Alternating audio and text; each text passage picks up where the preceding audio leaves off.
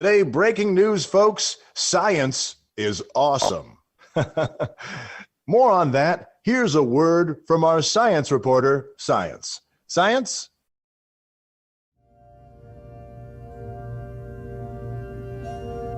Science tells us that an objective universe that exists separate from the seer, subject separate from object, does not exist. The perception that things, any and all things, exist independently of one another, separate from each other, is simply not true. But doesn't it seem true, listener? Doesn't it seem to be the case that the chair that you sit in would exist even if you didn't?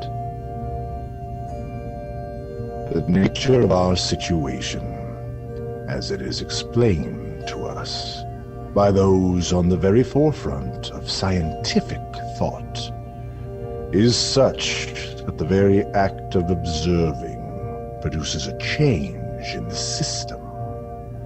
The questions that are asked, sometimes subtly and sometimes not so subtly, affect the way that reality presents itself to us.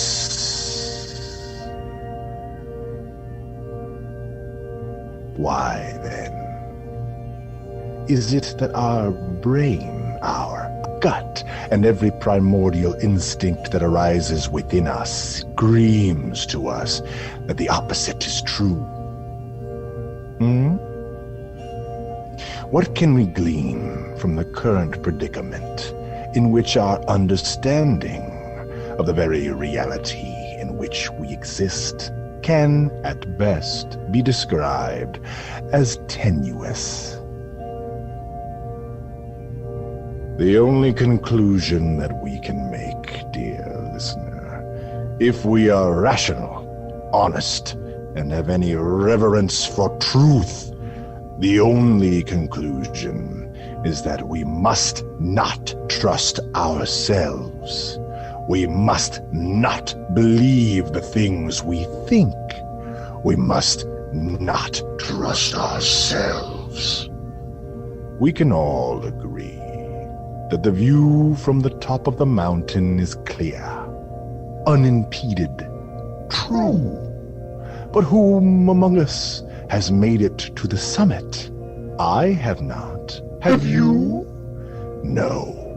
We all stand on the side of the mountain, and we, from where we stand, the zenith is not near. This is good. We should celebrate on beautiful slopes of the mountain.